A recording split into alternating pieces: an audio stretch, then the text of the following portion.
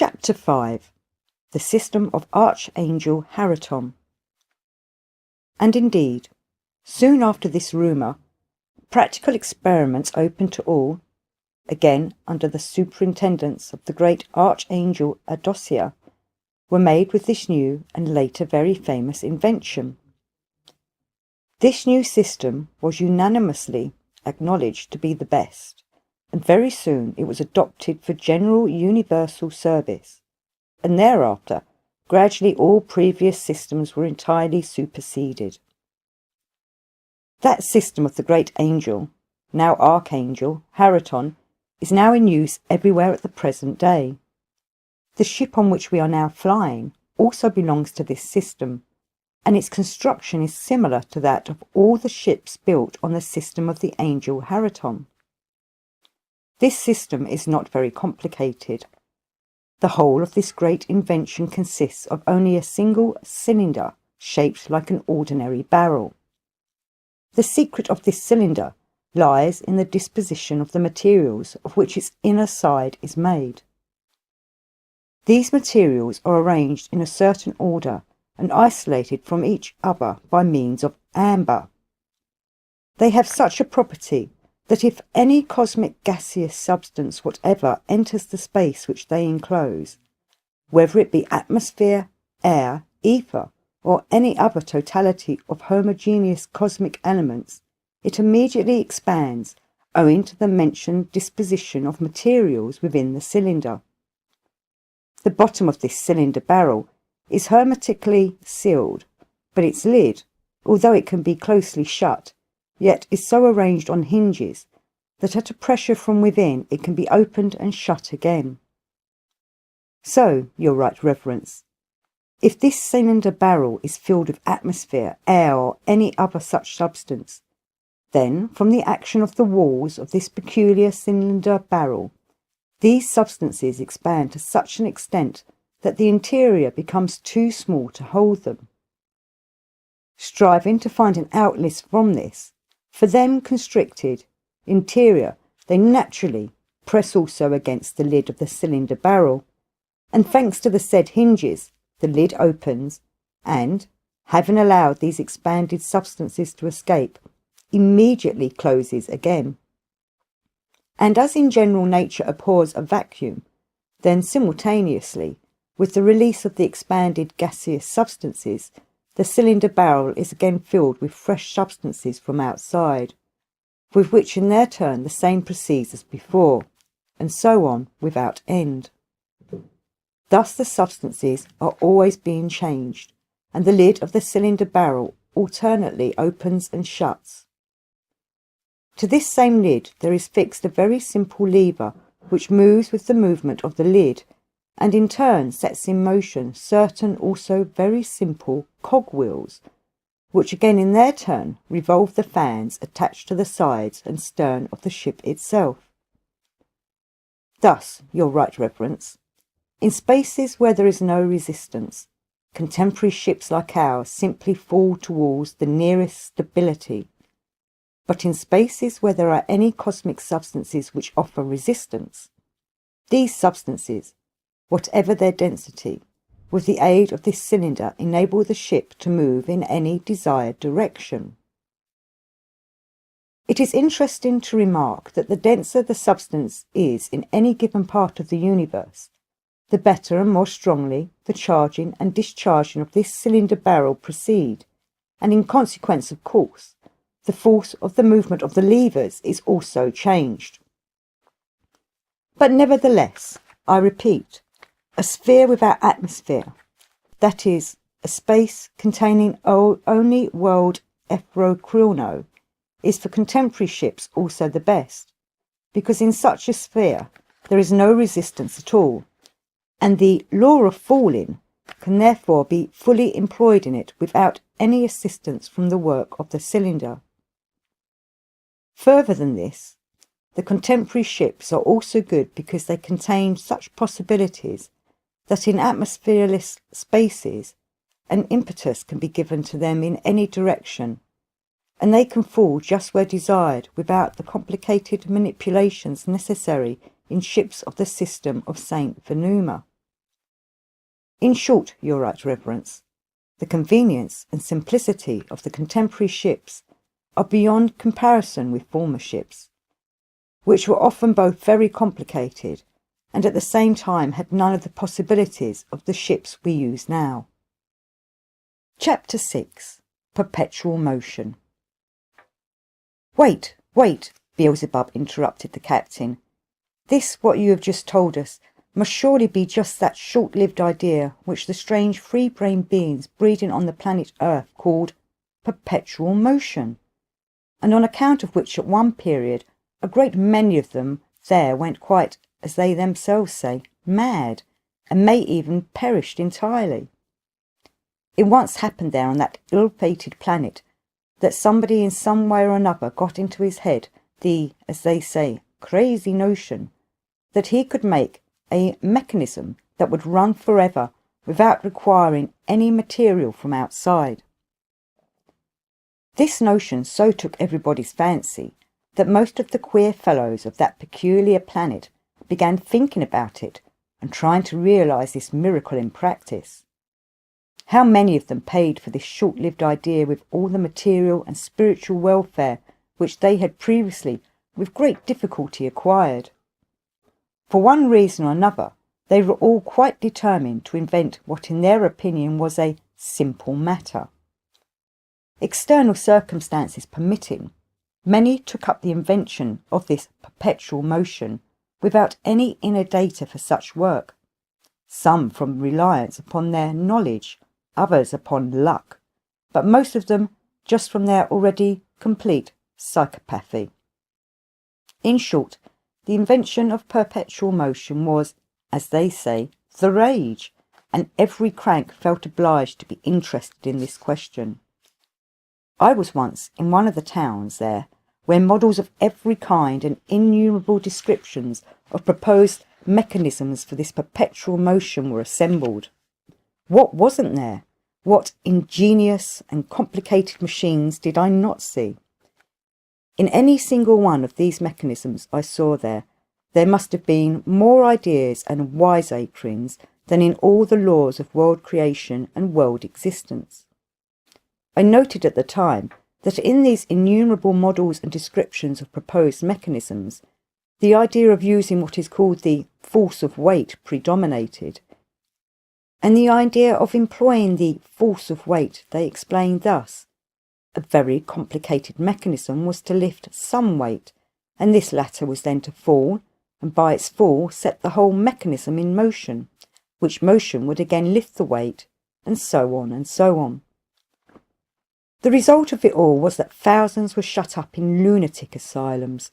Thousands more, having made this idea their dream, either began to fail altogether to fulfil even those being duties of theirs which had somehow or other, in the course of many years, been established there, or to fulfil them in such a way as couldn't be worse. I don't know how it would all have ended if some quite demented being there, with one foot already in the grave, such a one as they themselves call an old dotard, and who had previously somehow acquired a certain authority, had not proved by calculations, known only to himself, that it was absolutely impossible to invent perpetual motion. Now, after your explanation, I can well understand how the cylinder of the system of Archangel Hariton works. It is the very thing of which these unfortunates there dreamed. Indeed, of the cylinder of the system of the Archangel Hariton, it can safely be said that, with atmosphere alone given, it will work perpetually without needing the expenditure of any outside materials.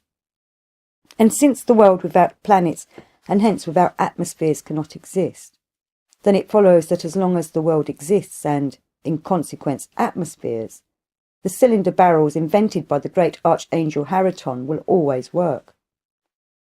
Now just one question occurs to me about the material from which this cylinder barrel is made.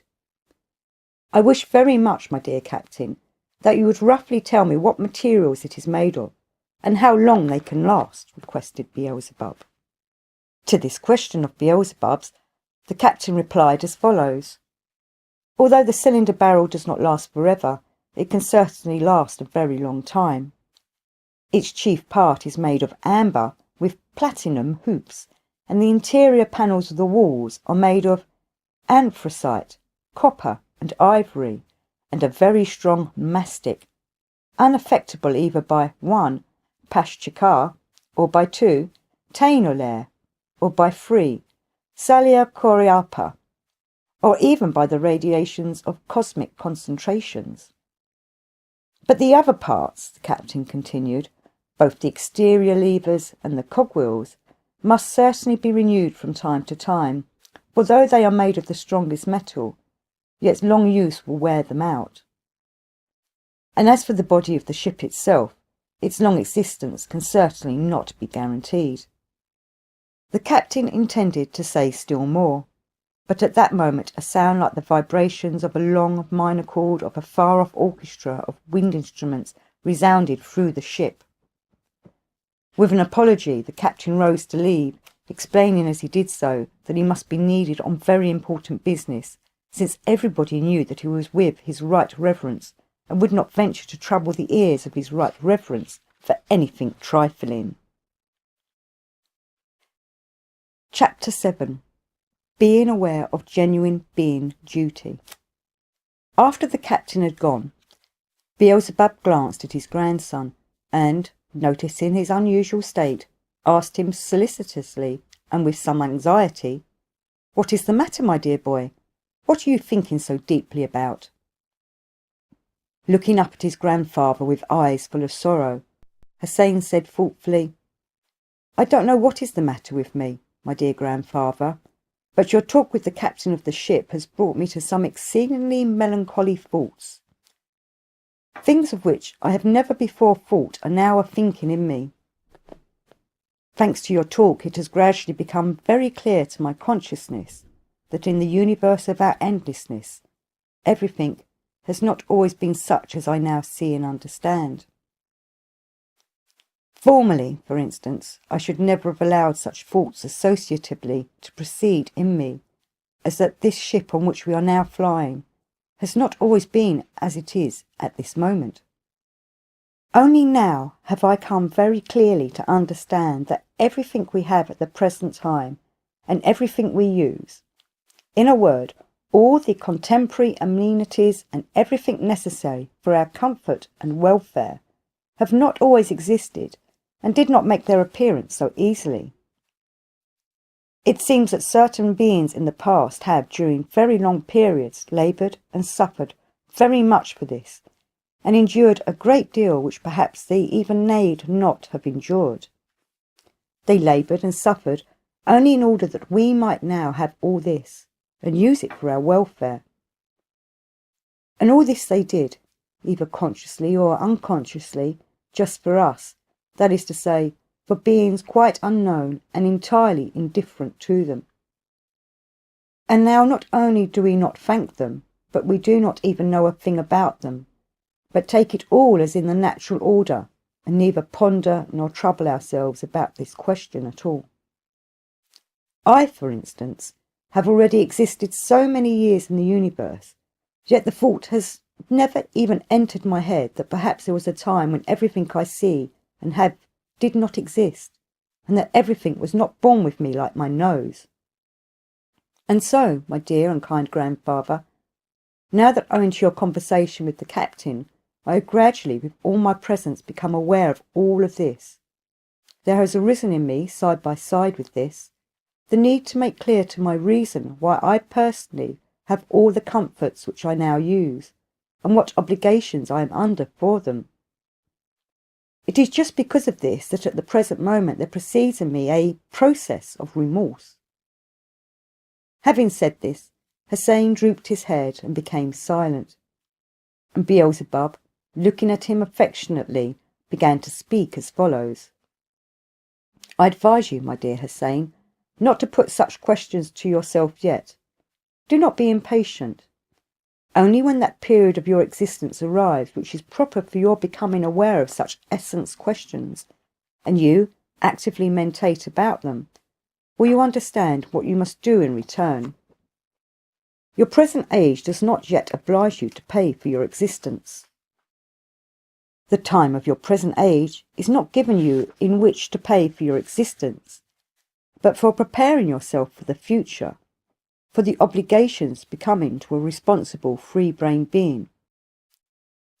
So in the meantime, exist as you exist, only do not forget one thing. Namely, at your age, it is indispensably necessary that every day at sunrise, while watching the reflection of its splendour, you bring about a contact between your consciousness and the various unconscious parts of your general presence. Try to make this state last and to convince the unconscious parts, as if they were conscious, that if they hinder your general functioning, they, in the period of your responsible age, not only cannot fulfil the good that befits them, but your general presence of which they are part will not be able to be a good servant of our common endless Creator, and by that will not even be worthy to pay for your arising and existence. I repeat once more, my dear boy, try in the meantime not to think about these questions, which at your age it is still early for you to think about. Everything in its proper time. Now ask me to tell you whatever you wish, and I will do so. As the captain has not yet returned, he must be occupied there with his duties, and will not be coming back so soon. Chapter 8. The impudent brat, Hussein, Beelzebub's grandson, dares to call men slugs. Hussein immediately sat down at Beelzebub's feet, and coaxingly said, "Tell me anything you wish, my dear grandfather. Anything you tell me will be the greatest joy for me, if only because it is you who relate it." "No," objected Beelzebub, "you yourself ask what interests you most of all. It will give me at the present moment much pleasure to tell you about just whatever you particularly wish to know." "Dear and kind grandfather, tell me then something about I forget, yes, about those slugs." "What? About what slugs?" asked Beelzebub, not understanding the boy's question. "Don't you remember, grandfather, that a little while ago, when you spoke about the free-centred beings breeding on the various planets of that solar system where you existed for such a long time, you happened to say that on one planet, I forget how you called it, that on that planet exist free-centred beings who, on the whole, are like us, but whose skin is a little slimier than ours?" "Ah," laughed Beelzebub, "you are surely asking about those beings who breed on the planet Earth, and who call themselves men." "Yes, grandfather, yes, just that. Tell me about those men beings a little more in detail. I should like to know more about them," concluded Hussein. Then Beelzebub said, "About them I could tell you a great deal, for I often visited that planet, and existed among them for a long time, and even made friends with many of those terrestrial free-brained beings. Indeed, you will find it very interesting to know more about these beings, for they are very peculiar. There are many things among them which you would not see among any other beings of any other planet of our universe. I know them very well, because their arising, their further development, and their existence during many, many centuries, by their time calculation, have occurred before my eyes. And not only their own arising occurred before my eyes, but even the accomplished formation of the planet itself on which they arise and exist. When we first arrived at that solar system and settled on the planet Mars, nothing yet existed on that planet Earth, which had not yet even had time to cool off completely after its concentration. From the very beginning, this same planet has been the cause of many serious troubles to our endlessness. If you wish, I will tell you first of all about the events of general cosmic character connected with this planet, which were the cause of the said troubles of your endlessness." "Yes, my dear grandfather," said Hussein, "tell me first about this. It will surely be quite as interesting as everything you relate." Chapter 9. The cause of the genesis of the moon. Beelzebub began his tale as follows. After we arrived on the planet Mars, where we were directed to exist, we began slowly to settle down there. We were still fully absorbed in the bustle of organising everything externally necessary for a more or less tolerable existence in the midst of that nature absolutely foreign to us, when suddenly, on one of the very busiest days, the whole planet Mars was shaken, and a little later such an asphyxiating stink arose that at first it seemed that everything in the universe had been mixed up with something, one might say, indescribable. Only after a considerable time had passed, and when the said stink had gone, did we recover and gradually make out what had happened. We understood that the cause of this terrible phenomenon was just that same planet Earth, which from time to time approached very near to our planet Mars, and which therefore we had possibilities of observing clearly, sometimes even without a tescuanu. For reasons we could not yet comprehend, this planet, it transpired, had burst, and 2 fragments detached from it had flown off into space. I have already told you that this solar system was then still being formed, and was not yet blended completely with what is called the harmony of reciprocal maintenance of all cosmic concentrations. It was subsequently learned that in accordance with this said general cosmic harmony of reciprocal maintenance of all cosmic concentrations, there had also to function in this system a comet of what is called vast orbit still existing, and named the comet Condor. And just this very comet, although it was then already concentrated, was actualising its full path for only the first time. As certain competent sacred individuals also later confidently explained to us, the line of the path of the said comet had to cross the line on which the path of that planet Earth also lay, but as a result of the erroneous calculations of a certain sacred individual concerned with the matters of world creation and world maintenance, the time of the passing of each of these concentrations through the point of intersection of the lines of their paths coincided, and owing to this error, the planet Earth and the comet Condor collided, and collided so violently that from this shock, as I have already told you, 2 large fragments were broken off from the planet Earth and flew into space. This shock entailed those serious consequences because, on account of the recent arising of this planet, the atmosphere which might have served as a buffer in such a case had not yet had time to be completely formed upon it.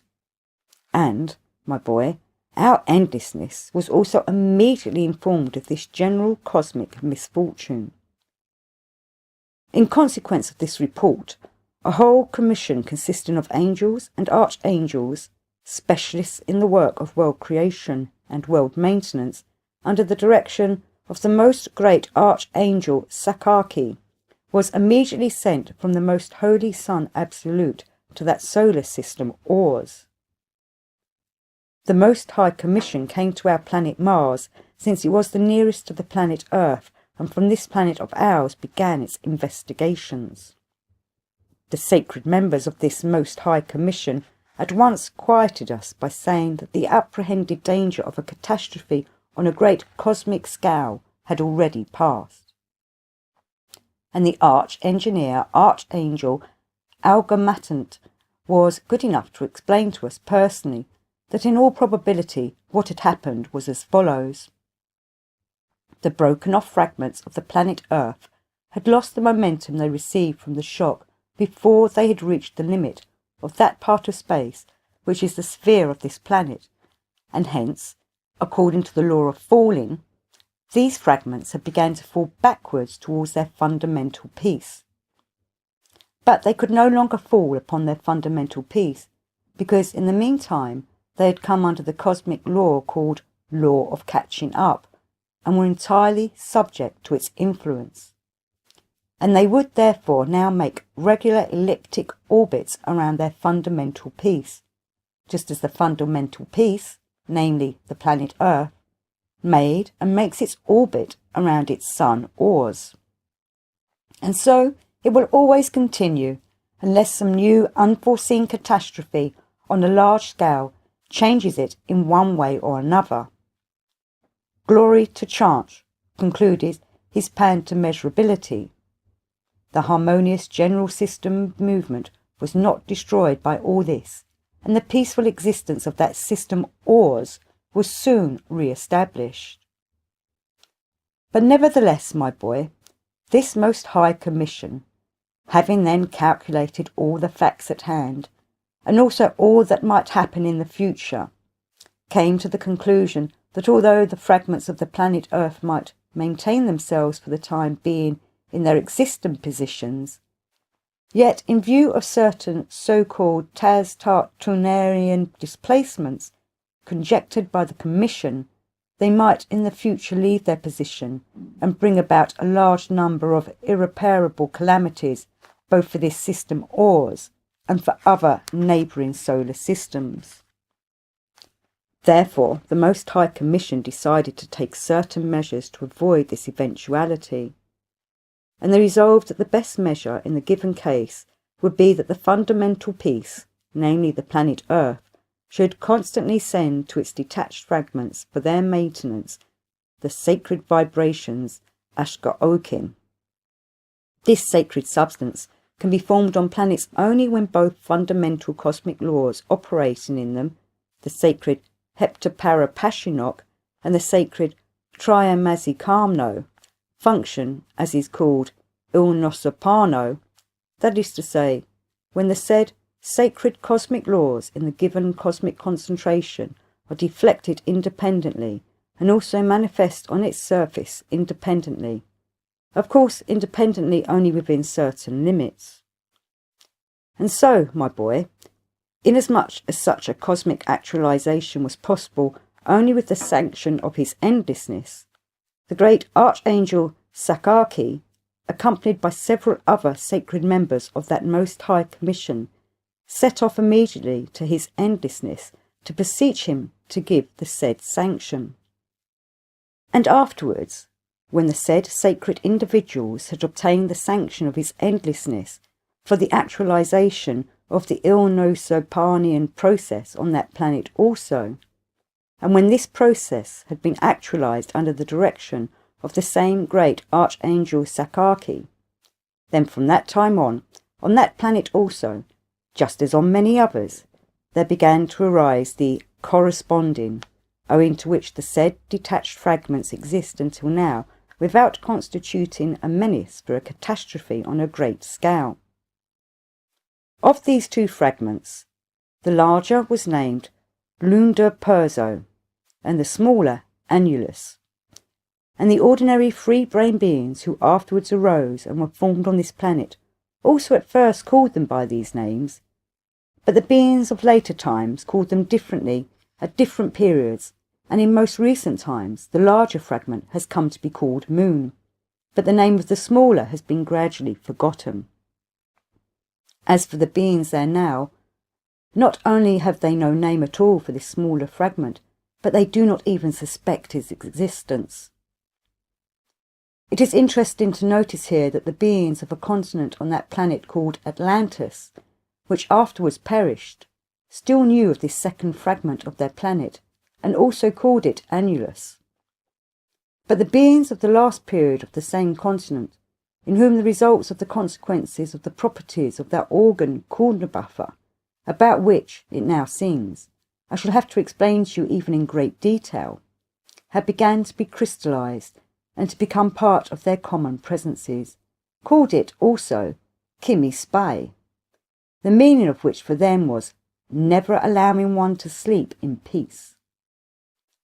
Contemporary free-brain beings of this peculiar planet do not know of this former fragment of their planet, chiefly because its comparatively small size and the remoteness of the place of its movement make it quite invisible to their sight, and also because no grandmother ever told them that once upon a time any such little satellite of their planet was known. And if any of them should by chance see it through their good, but nevertheless child's toy of theirs called a telescope, he would pay no attention to it, mistaking it simply for a big area light. The contemporary beings will probably never see it again, since it has become quite proper to their nature to see only unreality. Let us give them their due. During recent centuries, they have really most artistically mechanized themselves to see nothing real. So, my boy, owing to all the aforesaid, there first arose on this planet also, as there should what are called similitudes of the whole, or as they are also called microcosmoses, and further, there were formed from these microcosmoses what are called odiastonian and polar medectic vegetations. Still further, as also usually occurs, from the same microcosmoses, there also began to be grouped various forms of what are called tetrarcosmoses of all three brain systems. And among these latter, there then first arose just those biped tetrarcosmoses, whom you a while ago called slugs. About how and why upon planets, during the transition of the fundamental sacred laws into Ilnosopanian, there arise similitudes of the whole, and about what factors contribute to the formation of one or another of these, as they are called systems of being brains, and also about all the laws of world creation and world maintenance in general. I will explain to you especially some other time. But meanwhile, know that these three brain beings arising on the planet Earth, who interest you, had in them in the beginning the same possibilities for perfecting the functions for the acquisition of being reason as have all other forms of tetrarcosmoses arising throughout the whole universe. But afterwards, just in the period when they also, as it proceeds on other similar planets of our great universe, were beginning gradually to be spiritualized by what is called being instinct, just then, unfortunately for them, there befell a misfortune which was unforeseen from above and most grievous for them. Chapter